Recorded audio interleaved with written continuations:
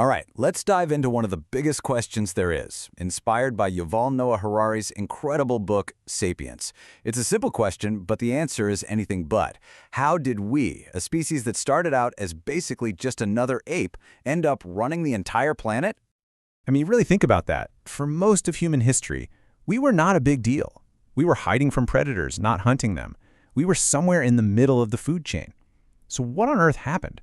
How did we just rocket to the top and take over everything? This quote just nails it. This is our starting point. For millions of years, we were kind of irrelevant. We were just another animal, and the planet barely even noticed we were here. We have to get that in our heads to understand how massive our journey has been. So that's where our story begins. Section 1, an animal of no significance. Before we can even begin to talk about our rise, we have to understand just how humble, how insignificant our origins really were. So, how do you get from a nobody ape to the master of the world?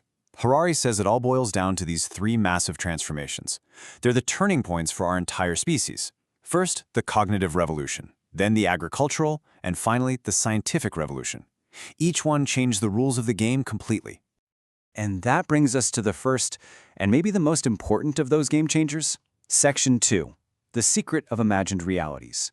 See, about 70,000 years ago, something happened in our brains, and we stumbled upon our secret weapon. Okay, look at this number, 150. This is super important. It's what's known as Dunbar's number, and basically it's the natural limit for a human community. It's the maximum number of people you can know, trust, and gossip about effectively. Any bigger than that, and things start to fall apart. Which leads to a massive puzzle, right? If our brains are only wired for groups of 150, then how in the world do we live in cities with millions of people? How do we have countries with hundreds of millions? How is any of our modern world possible? And here it is. This is the answer. This is the core idea of Sapiens. We are the only animal on the planet that can cooperate flexibly in huge numbers. And how do we do it? We tell stories. We believe in things that aren't physically real, these imagined realities. Just think about it. The United States isn't a physical thing. It's a story we all agree on. The dollar bill is just a piece of paper, but we all believe it has value. Google as a company is just a legal fiction. Even something like human rights doesn't exist in a biological sense. But these shared stories, they are the most powerful forces on Earth. They're the glue that lets billions of strangers work together. Okay, so let's move on to Section 3. Now that we have this superpower of mass cooperation, we started to reshape the world, and that kicked off with the agricultural revolution. But here's the twist. Was it actually progress, or was it history's biggest fraud? This is such a provocative statement. I mean, we're all taught that farming was this huge leap forward for humanity, right? Harari's argument is the exact opposite. He says that for the average person, it was a complete and utter disaster.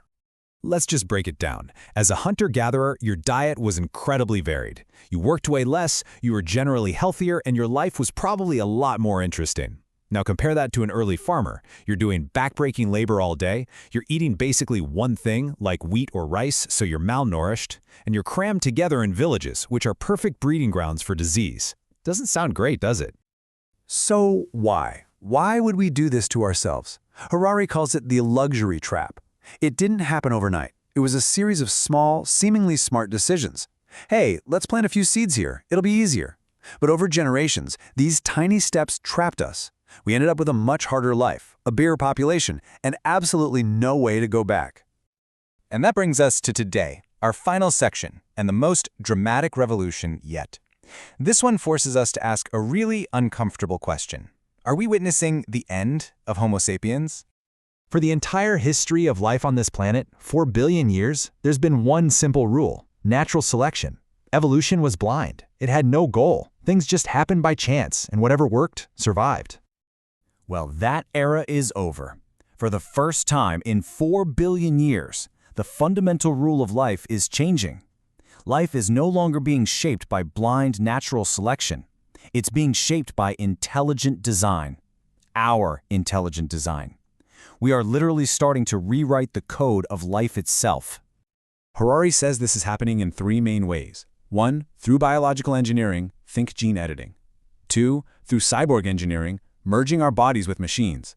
And 3, the creation of completely new inorganic life, artificial intelligence. We're on the verge of creating something that is not Homo sapiens anymore. I mean, just let that quote sink in. The beings that come after us, whether they're upgraded humans or pure AI, could be so different from us that the gap is bigger than the one between us and Neanderthals. It's almost impossible to imagine. And so we're left with this, the final haunting question of the book. As we're gaining these godlike powers to create and destroy, the real challenge isn't figuring out what do we want to become. The much deeper question is, what do we want to want? Because as Harari puts it, there is nothing more dangerous than a dissatisfied, irresponsible God who doesn't even know what he wants.